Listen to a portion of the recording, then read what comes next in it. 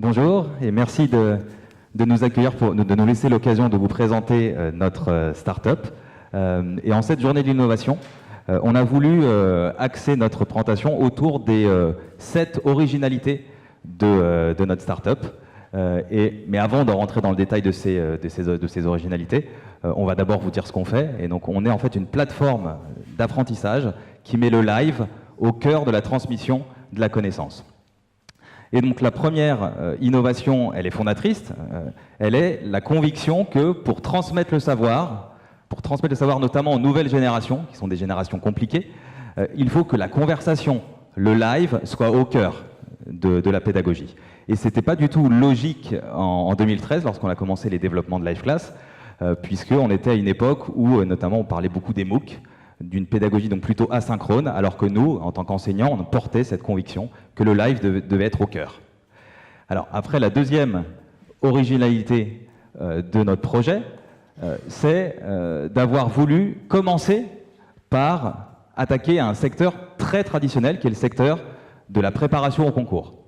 Comme vous le voyez sur les photos que mon associé Laurent va pointer, on voit une salle de classe des années 50, une salle de classe en 2018, et figurez-vous que cette salle de classe en 2018 est l'une des salles de classe de l'un des leaders de la préparation au concours. Et vous voyez que la salle n'a pas fondamentalement changé. Et nous, on a voulu changer cette salle de classe. Et comment on a fait?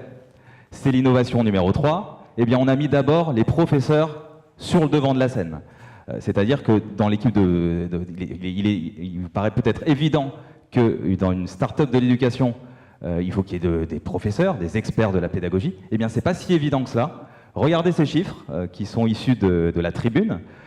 Tribune, un article en 2017, qui faisait état du fait que les entrepreneurs des EdTech en France, dans 76% des cas, n'ont aucun rapport avec la technologie, n'ont pas eu de formation technologique, et dans 84% des cas, n'ont rien à voir avec le monde de l'éducation. Ce sont généralement des formations plutôt école de commerce. Et nous portions une conviction différente, il fallait mettre les professeurs au centre de ces développements. La quatrième, c'est numéro 4 là, mais la quatrième innovation, oui, c'est d'avoir commencé, donc sur ce secteur traditionnel qui est le secteur de la prépa HEC, par créer une salle de classe à distance. C'est-à-dire qu'on observait qu'il y avait des étudiants qui montaient à Paris, notamment des provinciaux, qui montaient à Paris pour avoir du soutien scolaire, et on s'est dit, mais pourquoi est-ce qu'ils se déplacent? Pourquoi est-ce qu'on ne pourrait pas créer une plateforme qui va leur permettre de rester chez eux et de les préparer à l'exigence de ces concours? Et donc là, c'est le démo time. On va vous faire une petite démonstration. Alors, on va se replonger dans le monde de l'éducation et notamment dans le monde des mathématiques. Moi-même étant enseignant en mathématiques depuis 20 ans, j'avais envie de pouvoir donner à mes élèves des exercices. Donc là, je choisis par exemple d'insérer un exercice sur l'irrationalité de racine de 2, qui doit combler de joie, j'imagine, les anciens ingénieurs que vous êtes, enfin les ingénieurs que vous êtes et les anciens préparationnaires que vous êtes. J'avais besoin aussi de pouvoir faire des rappels de cours. Donc par exemple, j'ai besoin de pouvoir écrire rappel de cours.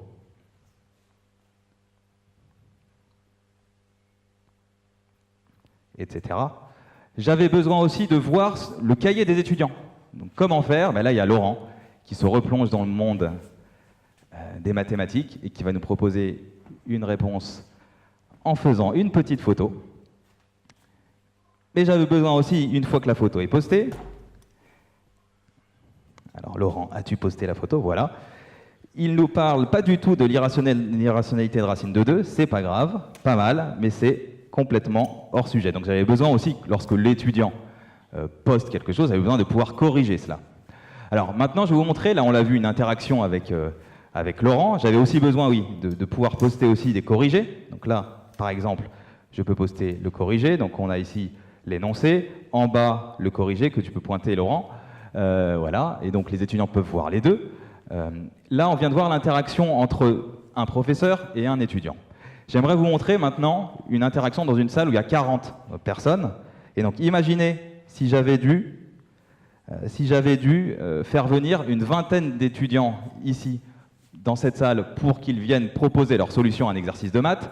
Je pense qu'on aurait plus débordé que 18 heures là aujourd'hui. Là, en quelques postes, donc sur une séance de 2 heures, on a, donc là je vous montre par exemple ici le sommaire, on a regardé le nombre d'interactions. Donc là, vous voyez webcam, ça c'est les étudiants qui vont au tableau. Et donc là, si par exemple je vais sur Noah, Noah là, elle a proposé quelque chose, donc c'est des probabilités, je lui mets des petits commentaires. Il y a un étudiant qui a inséré un message qui est modéré par le professeur. Donc là, on pouvait aussi partir de la somme des... Ok, très bien. Méthode 2, je mets moi la méthode 2 avec mon stylet. Ensuite, un autre étudiant propose autre chose, etc., etc. Et donc vous voyez que sur une séance, là c'était une séance de 3 heures, c'était juste avant les concours, on a eu une vingtaine d'interactions, donc personnes, des étudiants qui viennent au tableau et qui postent leurs éléments. Donc là, vous venez de voir la classe virtuelle réinventée. Mais on a voulu aller plus loin. On a voulu aussi, alors c'est où? C'est là. On a voulu aussi repenser la salle de classe traditionnelle. Et donc on a fait une plateforme de cours à distance, mais on est allé plus loin et maintenant on essaye de proposer une plateforme qui réinvente aussi l'expérience présentielle. Et pour que vous compreniez comment cela fonctionne, voici une courte vidéo. Imaginez un monde où les étudiants seraient concentrés, engagés et totalement motivés à l'idée d'acquérir de nouveaux savoirs et de nouvelles compétences. Dans ce monde, les smartphones et les ordinateurs ne seraient plus seulement des objets de distraction, mais des outils pédagogiques permettant de stimuler leur implication dans le processus d'apprentissage à travers de nouvelles interactions. Bonne nouvelle, ce monde existe déjà. LiveClass l'a inventé. Tout a commencé en 2013 lorsque nous avons choisi, après plus de 15 ans d'expérience de l'enseignement, de révolutionner le monde de la préparation au concours en inventant une plateforme de soutien scolaire entièrement en ligne et en live. Aujourd'hui, LiveClass s'est enrichi de multiples fonctionnalités et permet aux enseignants et formateurs du monde entier de pouvoir transmettre leur savoir avec un plaisir accru et de nombreuses contraintes en moins. Laissez-moi vous expliquer comment LiveClass a totalement repensé la transmission des savoirs, notamment dans la salle de classe. En premier lieu, le professeur prépare sa leçon en quelques secondes par un simple glisser-déposer de documents sur le tableau interactif de la plateforme. Les étudiants interagissent très facilement avec le professeur au sein de la salle de classe, mais aussi à distance. Grâce à l'envoi de photos, de messages instantanés, grâce au quiz à la correction automatique ou aux jeux intelligents, grâce à leur ordinateur, leur tablette ou leur smartphone. Une fois la séance live terminée, les étudiants ont accès au replay et au compte-rendu du cours, tandis que l'enseignant et la direction de l'établissement bénéficient de données précises permettant de mesurer l'engagement des étudiants. Enfin, les utilisateurs peuvent continuer d'apprendre grâce à nos outils de distribution de documents et de quiz, à la messagerie interne et à l'élaboration de parcours d'apprentissage personnalisés. LiveClass a ainsi inventé l'apprentissage augmenté, où l'interaction et le live sont au cœur de la transmission de la connaissance. La plateforme d'apprentissage augmenté LiveClass, c'est l'outil d'aujourd'hui pour le défi de demain. Apprendre, tout simplement. LiveClass, Augmented Learning. Merci pour ce silence, là. Le son n'était pas très fort, mais on voit que vous étiez sage. Donc on l'a vu un petit peu sur la vidéo, hein, donc le sixième trait distinctif de la plateforme, c'est qu'on a voulu compléter donc, la classe augmentée avec quand même des fonctionnalités qui permettent la transmission de la connaissance, et notamment tout ce qui concerne, donc le dashboard qu'on va vous montrer, tout ce qui concerne la possibilité de distribuer des contenus à des étudiants, donc on peut le faire via ici la boîte contenu immédiat, la possibilité de faire des séances, là on est en train d'en faire une, avec aussi la possibilité de faire des quiz, la possibilité d'échanger très simplement. Je perdais énormément de temps à envoyer des mails à mes classes de 20-30 étudiants. Là, avec une messagerie interne, on peut échanger de façon très simple avec une ergonomie moderne. Et enfin, une fonctionnalité une fonctionnalité de parcours qui permet de définir des parcours d'apprentissage et notamment faire des programmes de classe inversée. Enfin, dernière originalité de notre approche, c'est que dans la conduite du changement, qui est fondamentale lorsqu'on veut déployer ce genre d'outils, notamment dans des grandes écoles, on a voulu nous mettre des experts de la pédagogie en charge de cette conduite du changement et non pas uniquement des experts plus techniques. Voilà pour donc ces originalités. Après, Laurent, je crois que c'est l'équipe. Donc, au sein de l'équipe, donc tiens, les photos sont pas présentes, c'est un bug de PDF. Bon, donc moi je m'appelle Olivier Sarfati, je suis prof, ça fait 20 ans que j'enseigne les mathématiques en prépa, et je suis le fondateur de Live Class, et je dirige aussi un institut que vous avez vu en partie, qui est MyPrépa, un institut de préparation concours. Laurent Pecoraro qui est ici. On a aussi un profil, donc il y a des profils école de commerce comme vous le voyez, mais avec donc une composante, un ADN pédagogique, et Arnaud Gautron qui lui a un ADN technique qui permet notamment d'avoir une plateforme ergonomique comme vous l'observez. Le marché est, comme vous le voyez, assez important, hein, 5 500 milliards de dollars. Ce qui est intéressant, c'est ce chiffre de 5%. 5% des prospects, donc des clients potentiels, ne font pas appel encore à ce genre d'outils. Donc c'est un marché qui n'est pas encore digitalisé, qui est en voie de digitalisation. Et on est dans un processus de levée de fonds. Donc si parmi vous, il y a des investisseurs ou des personnes qui connaissent des investisseurs, on est évidemment prêt à poursuivre la conversation. Merci pour votre écoute.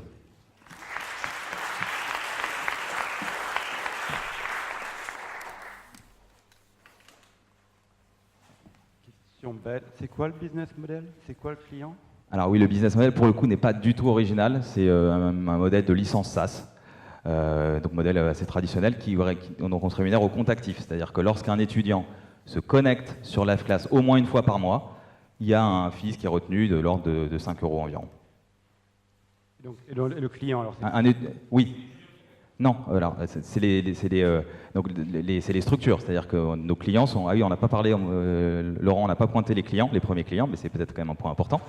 Les clients sont en fait les écoles, les organismes de formation professionnelle, les entreprises, les lycées, les universités, qui font appel à ce genre de LMS, comme on dit, Learning Management System. Et donc ce sont ces structures-là qui rémunèrent Live Class. Donc avec une licence fixe de l'ordre de, on va dire, 2 000 €, ça dépend après du volume. Et ensuite, les comptes actifs, un compte est dit actif s'il y a eu une connexion au moins dans le mois. Et donc les comptes actifs qui sont des comptes d'étudiants, des comptes de professeurs, des comptes d'administrateurs, donnent lieu à une rémunération d'environ 5 € par compte actif.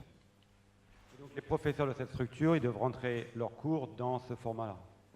Ils doivent rentrer leurs cours dans ce format-là. Mais alors après, est-ce que vous avez des appréhensions lorsque vous dites ça? Parce que là, c'est des PDF qu'on insère sur le tableau. En mathématiques, par exemple, les professeurs peuvent mettre même de l'écriture manuscrite qu'ils ont scannée. Aujourd'hui, les professeurs, dans la plupart des matières, ont soit des documents scannés, soit des documents Word, soit des documents PowerPoint. Et donc, c'est juste un insert, un drag and drop d'un document sur un tableau interactif. Je pose la question parce que je me souviens quand il y avait l'initiative MOOC à Télécom, transformer un cours en MOOC, c'était pas 5 minutes, quoi. Oui, parce que le MOOC, c'est différent. Le MOOC, il y a déjà, souvent dans les MOOC, on est filmé.